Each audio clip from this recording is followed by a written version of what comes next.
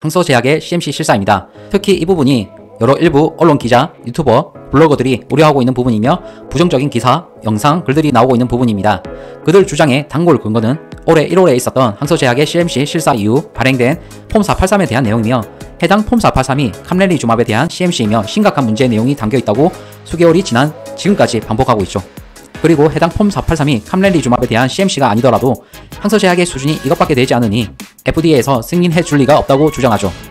HLB 측에서는 항소제약과 사실관계를 확인하고 확실하게 해당 폼 483은 캄렐리주맙 CMC에 대한 서류가 아니라 여러 번 공지하고 알렸습니다. 그럼에도 해당 폼 483이 위생 문제, 서류 파쇄 문제 등의 중대한 문제가 있었기 때문에 FDA에서 이러한 사항을 캄렐리주맙 CMC 실사 평가에도 반영할 것이란 추측을 하거나 회사가 무엇인가 숨기고 있다고 주장하고 있습니다. 우선적으로 해당 폼 483은 캄렐리주맙 CMC 시설에 대한 서류가 아니라는 것은 확실합니다. FDA CMC 인스펙션 결과 자료를 보면 항소제약의 결과 자료에는 모두 드럭스만 표기되어 있습니다. 아스트라제네카 자료를 보면 드럭스뿐만 아니라 바이오로직스도 볼 수 있습니다. 캄렐리주맙은 바이오 의약품으로 드럭스가 아닌 바이오로직스로 표기되어야 합니다. 즉 캄렐리주맙 CMC 실사 결과가 확정되었다면 바이오로직스로 결과 수치가 반영되어야 합니다. 결론적으로 FEI 300-737-3504의 폼 483은 캄렐리주맙 CMC 시설에 대한 서류가 아니라는 것을 논리적으로 확인할 수 있습니다. 다음으로 FDA가 항소제약의 다른 CMC 시설 결과를 캄렐리주맙 CMC 실사 결과에도 반영할 것이란 주장은 어느 정도 합리적인 추론이 될 수 있으나 반면 성급한 일반화의 오류라고 볼 수 있습니다. 만약 항소제약이 FDA CMC 실사를 거의 받은 적이 없고 중대한 지적을 받았다면 합리적인 추론일 수 있습니다. 항소제약의 2010년부터 2024년까지 FDA CMC 인스펙션 결과 이력을 보면 14개가 검색되며 NAI 5건, VAI 8건, OAI 1건인 것을 확인할 수 있습니다. NAI는 전혀 문제가 없음을 뜻하고 VAI는 사소한 지적이 있었음을 뜻하고 OAI는 중대한 문제가 있었음을 뜻하는 등급입니다. NAI와 VAI는 통과 기준의 등급이고 OAI는 부적합의 등급이라 보시면 됩니다. 총 14건 중 FDA CMC 실사 통과 등급인 NAI와 VAI 비율이 압도적으로 높으며 상당한 보완이 필요한 OAI는 한 건밖에 되지 않습니다.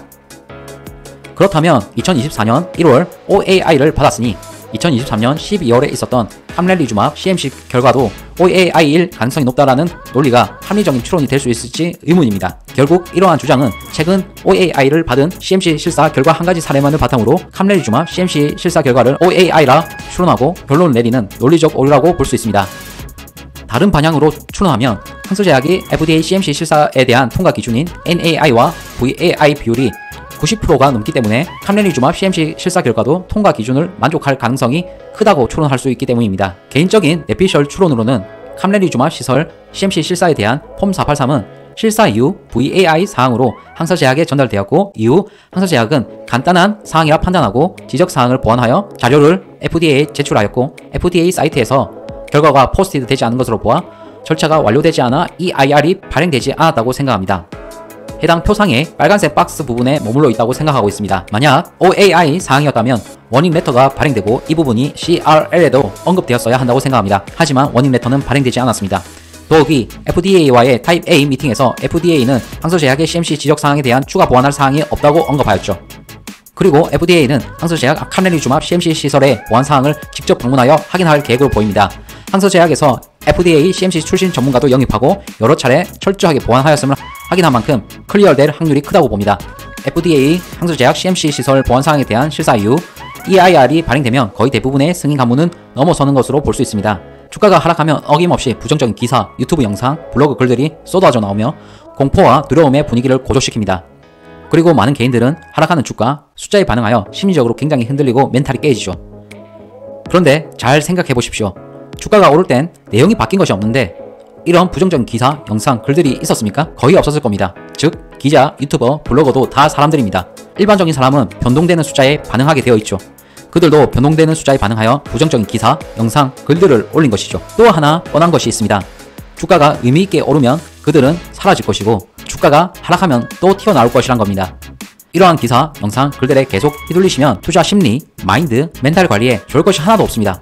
주가, 숫자에 반응하는 사람 심리를 이해하고 그들과는 다른 관점으로 생각하고 넓고 크게 바라본다면 장기 투자 성공률을 높일 수 있지 않을까 생각합니다. 여러분의 생각은 어떠신가요? 여러분의 생각을 댓글로 남겨주시면 답글을 남기도록 하겠습니다. 다음에도 인사이트 넘치는 투자 영상으로 찾아뵙겠습니다. 지금까지 돈 되니 안 되니 돈댄디 투자 채널이었습니다. 감사합니다.